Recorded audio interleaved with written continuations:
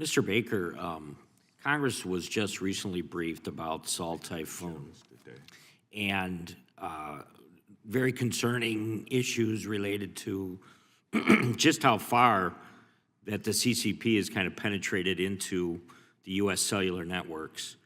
Do you have concerns regarding security and the vulnerabilities of Chinese technology? Obviously, there's an overall concern, but specifically in our cellular, the modules that we use here in the States?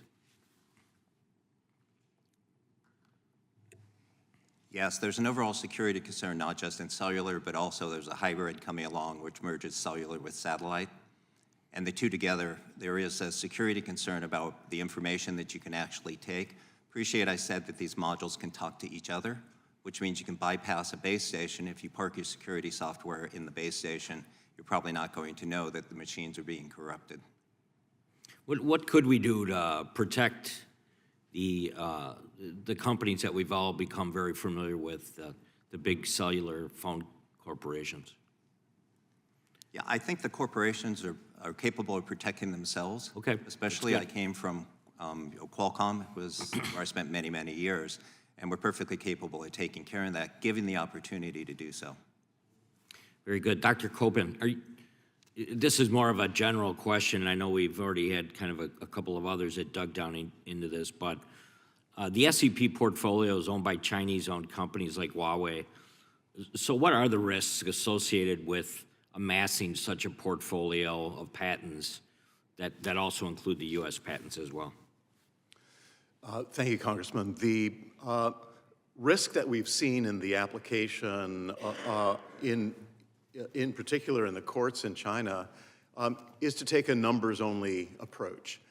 And regardless of the actual contribution of the intellectual property to the practice of the standard, by flooding the intellectual property system, in particular in China, and providing a massive stack of patent documents, we have seen the Chinese courts actually favoring that type of approach rather than what we've seen in the UK courts or in the US courts that take a much more detailed approach toward understanding the actual contribution of the intellectual property to the practice of the standards. Very good. Professor Cotter, can you please describe how the injunctions against the American companies sought by foreign companies in foreign courts hurt the U.S. economy? How can we draw that line? Well, there are a variety of approaches, a variety of perspectives on whether injunctive relief should be granted generally for SEPs. And the German courts and probably also the Unified Patent Court within the European Union take the view that injunctive relief is more a matter of right. And so you usually get an injunction in those places. I mean, the UPC has just started up, but in Germany, certainly you usually get an injunction. That puts tremendous pressure on the implementer to then reach a settlement. And maybe that is appropriate if the implementer is holding out, is delaying the resolution of the case for strategic advantage. But it also means that in many cases, I believe, the SEP owners are using the threat of injunctive relief potentially to extract an above-FRAND license. And so part of this goes to why these FRAND commitments are required in the first place, and that is to constrain SEP owners from exercising undue market power, raising prices, and ultimately harming consumers. So the IP system has to be about balance, and I think that some degree of flexibility in awarding injunctive relief is appropriate. That's what we have in the US. It's also what we have in the UK.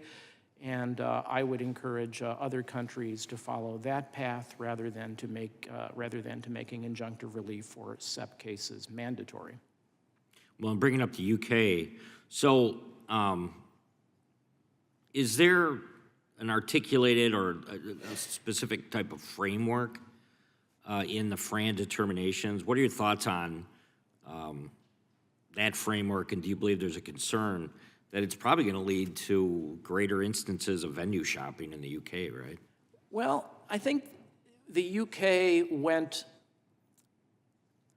to a place where I didn't expect, where at least, well, let me rephrase that. In 2017, the UK became the first country, I believe, to set global FRAND royalties without consent of both parties. That was the Unwired Planet case, and I and many people were critical of that because it seemed like a bit of overreach. On the other hand, the last couple of times they've done that, the rates that they have set have actually been relatively favorable to the implementers. So if anything, they might be more attractive to implementers now than to SEP owners. I will say that I think the UK judges do a very decent job. They're very thorough, very detailed, very well respected. So in some ways, the UK model, I think, has proven to be quite a good one. But the doctrinally, the idea is you'll either be enjoined or you let us set a global FRAND rate. But one predictable consequence of that was that other countries such as China would then follow suit and do the same thing. Thank you. I yield back, Chairman. I thank the gentleman. We now go to the ranking member of the full committee, the gentleman from New York, Mr. Nadler.